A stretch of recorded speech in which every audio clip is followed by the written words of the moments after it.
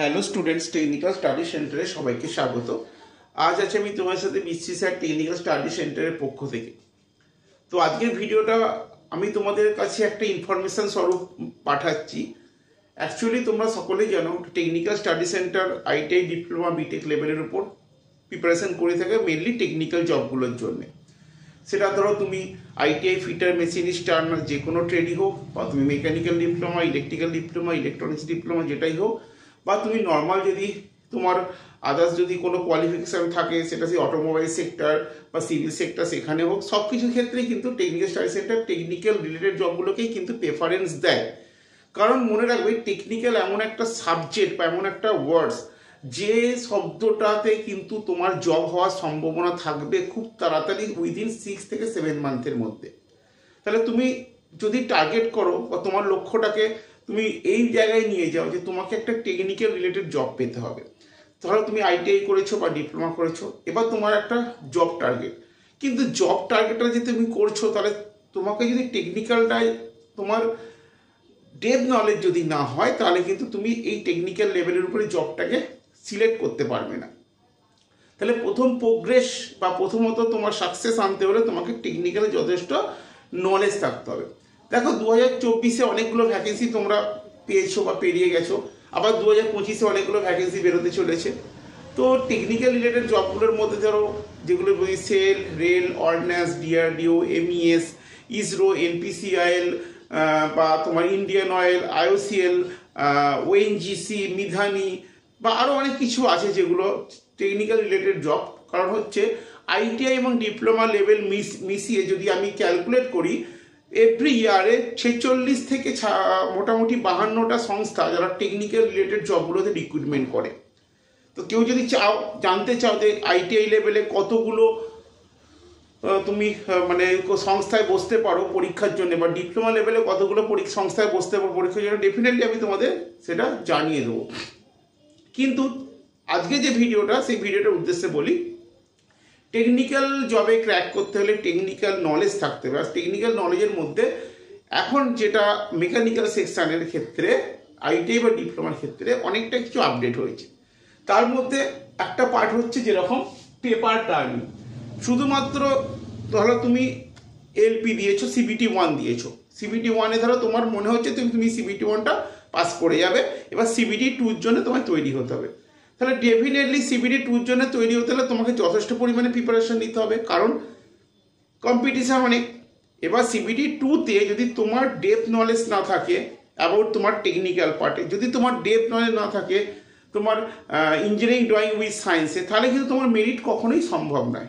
Merit তুলতে হলে depth knowledge থাকতে হবে, যেহেতু কম্পিটিশান অনেকটাই বেশি। তাহলে সেই ডেপথ নলেজের কোন জায়গা থেকে তুমি পড়বে, ডেপথ নলেজটা তৈরি করতে হলে তোমাকে প্রথমে সাবজেক্টটা সিলেক্ট করতে, কোন জায়গাটা থেকে আমি নলেজটা তৈরি করবো। সেরকম আপডেটেড একটা পার্ট হচ্ছে পেপার টার্নিং। কাটিং টুল, মেজারিং টুল, মার্কিং টুল, হিট ট্রিটমেন্ট, এরকম প্রত্যেকটা পার্টের মধ্যে পেপার টার্নিং হচ্ছে মোস্ট ইম্পর্টেন্ট একটা পার্ট। যদিও এখনো পর্যন্ত পেপার টার্নিংয়ের অনেক জায়গাতেই কিন্তু ম্যাক্সিমাম যদি তুমি ওয়ান ইয়ার যদি তুমি ভেরিফাই করো, দেখবে মোস্ট পেপার থেকে কিন্তু অনেক কোয়েশ্চেন্স থাকে।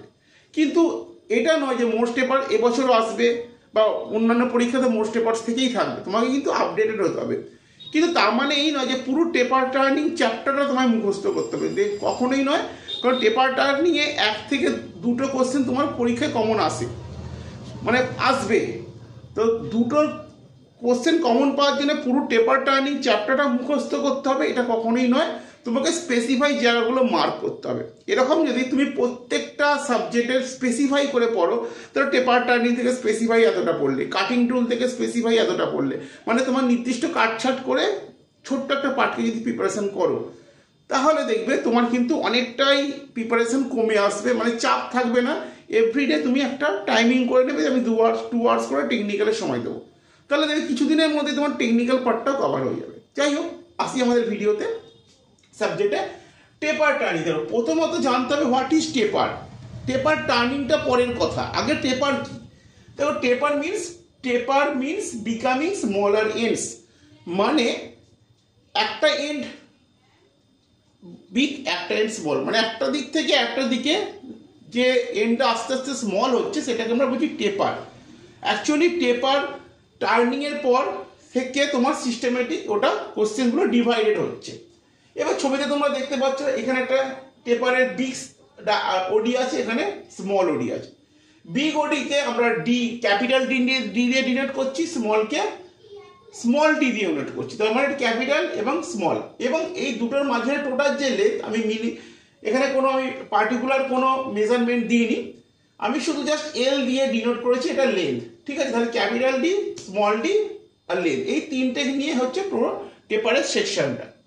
তাহলে এখানে টেপারের সেকশনটা যদি আমরা পাই তাহলে এখান থেকে বুঝতে হবে কোথা থেকে কোশ্চেন ক্রিয়েট হতে পারে। দেন এখান থেকে কিন্তু কোশ্চেন হয় টিপিএফ, যেটাকে আমরা টেপার পার ফুটে বা পার ইঞ্চ বা পার মিলিমিটারে কিন্তু আমরা ক্যালকুলেশন করে কাজটা করতে পারি। দেন এখানে আরও কিছু পরীক্ষায় থাকে, যেরকম সাম অফ ইম্পর্টেন্ট টেপার। এই টেপারের মধ্যে মোস্ট ইম্পর্টেন্ট কিছু টেপার যেরকম হচ্ছে সেলফ হোল্ডিং টেপার আর সেলফ রিলিজিং টেপার। এই দুটোর কিন্তু শুধুমাত্র আমি তোমাদের নাম বললাম, এর ভেতরে কিছু ইম্পর্টেন্ট পার্ট আছে, সেগুলো কিন্তু এখানে এতটা লেখা সম্ভব নয় বোর্ডে, কিন্তু তার মধ্যে থেকে একটু থিওরি তোমাদের পড়তে হবে। সেলফ রিলিজিং এর মধ্যে দেখবে 3.5 ইঞ্চ পার ফুট টেপার, এইটা দিয়ে কিন্তু প্রচুর পরীক্ষায় কোশ্চেন এমসিকিউ এসছে, তাই জন্য আমি এটাকে তোমাদের সামনে তুলে ধরলাম। ঠিক আছে, এটা অবশ্যই মার্ক করবে।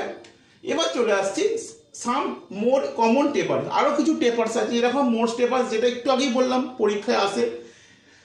মোস্ট টেপারে কোন পার্টটা পরীক্ষায় আসে, যেরকম এখানে টিপিএফটা যেটা বলা হচ্ছে টিথ টেপার পার ফুটে 0.625 টিপিএফ, এটা কোন সাইজের হয়, 8 সাইজের হয়, হ্যাশ 0 to হ্যাশ 7 ইউজ করে ব্যবহার করি, ড্রিল এবং রিমার্সের ক্ষেত্রে আমরা ইউজ করি। দেন শার্ট টেপার যেটা 0.502 ইঞ্চ টিপিএফ এ সাইজে কত হয়, সাইজ হচ্ছে তোমার hash 4 to hash 12 use to ড্রাই শাংসে ইউজ করি। দেন হচ্ছে জার্নো টেপার্স যেখানে 0.600 ইঞ্চ টিপিএফ এ সাইজে যেটা হয় hash 2 to 20 use to drill spindle. তো এখানে এই তিনটের মধ্যে থেকে একটা এমসিকিউ কিন্তু অসংখ্য চান্স থাকবে। দেন জার্নো টেপার থেকেও যে কোশ্চেনটা মোস্ট ইম্পর্টেন্ট হয়, যেটা 1/4 the range has to be 6/0 to the 10, এইখান থেকে কিছু একটা ফর্মুলা চারটে দেওয়া আছে, যেখান থেকে অঙ্ক আসে, ম্যাথ আসে। যদি ধরো তুমি কোর সেকশনে ধরো ইসরো দিলে, এনপিসিআই দিলে, বা তোমার মিনারেল কর্পোরেশনস দিলে, বা তোমার কোল ইন্ডিয়া দিলে, সেখানে দেখবে কিন্তু অনেকটা ম্যাথ রিলেটেড কোয়েশ্চেন্স হয়। সেই ম্যাথের মধ্যে যেরকম চারটে ফর্মুলা আমি এখানে তুলে ধরেছি, যেরকম d1 d minus d capital d minus d by 1 into 20, এর একটা দিয়ে হয় d minus d by 2 into 1 into l, মানে লেন্থ, এটা দিয়ে হয় d is equal to 2 plus 1 by k, এটা একটা দিয়ে হয় d minus d by 2 into l by 1। এই চার রকম ফর্মুলা দিয়ে অঙ্ক হয়। তো অঙ্ক বেশি করতে হবে না, এখান থেকে স্পেসিফাই 1 থেকে 2টো অঙ্ক আসে, সে পার্টিকুলার সেই অঙ্কগুলো করলেও তোমরা কোশ্চেন কমন পাবে। কিন্তু একটা কথা বলি, টেপার টাইম নিয়ে কিন্তু এটা লাস্ট নয়, কারণ টেপারটা নিয়ে আরো কিছু আছে, আমার পক্ষে সম্ভব নয় একদিনে এতটা পরিমাণ তোমাদের সাথে শেয়ার করার, কারণ আমার এখানে স্পেসিফাই জায়গা নেই। তো আমি সেখানে কি করব, আমার জায়গা যেহেতু কম, আমি এখানে জাস্ট একটা পার্ট ভিডিওতে আমি তোমাদের এই ইম্পর্টেন্ট পার্টটা তুলে ধরলাম। সেকেন্ড পার্টে আবার একটা টেপারের ক্লাস দেব, মানে ভিডিও দেব, সেখানে তোমরা টেপারের সেকেন্ড পার্টটাও জানতে পারবে, সেখানে কিভাবে তোমরা মানে কোন পার্টগুলো পড়বে বা কোন পার্টগুলো থেকে তোমাদের এমসিকিউ কোশ্চেন আসবে। এবার তুমি এটা ক্যালকুলেশন করে নাও, যদি তোমরা পার্ট বাই পার্ট, ধরো তোমার মেকানিক্যাল বা তোমার ফিটার বা তোমার ওয়েল্ডার বা তোমার মেশিনিস্ট ট্রেড, বা তোমার ইলেকট্রিশিয়ান, ওয়্যারম্যান, এরকম ট্রেড বা মেকানিক্যাল, ডিপ্লোমা, ইলেকট্রিক্যাল, যাই কিছু হলো, তুমি একটা তো টেকনিক্যাল করেছো, যদি তুমি 10 ইয়ার্সের স্পেসিফাইগুলো ধরে ধরে ধরে ধরে করতে পারো, তাহলে দেখবে তোমার কোশ্চেনের যে ভলিউমটা অনেকটাই কমে আসবে, তোমার মাথার প্রেশারটাও কমবে, এবং তোমার কি হবে, প্রিপারেশনটা অ্যাজ ওয়েল অ্যাজ রানিং থাকবে। তাতে কি হবে, তোমার টেকনিক্যাল পার্টটা যদি তুমি কভার করতে পারো উইদিন 5 থেকে 6 মান্থের মধ্যে, দেন তখন তারপর থেকে দেখবে তুমি যে এক্সামগুলো বসছো সেখানে তুমি অনেক কোয়েশ্চেন কমন পাচ্ছ, যেটা তোমার পরবর্তী এক্সামগুলোকে মেরিট হতে সাহায্য করবে, বা কাট অফটা তুমি ইজিলি তুমি মোটামুটি 75-এর উপর তুলতে পারবে। কিন্তু সেই 75 তোলা তো একটা প্রসেস, কারণ এখানে শুধুমাত্র এটা পড়লে হবে না, এর উপর এমসিকিউ নোটসগুলো প্লাস মক টেস্টটা দিতে হবে সাবজেক্টের উপরে।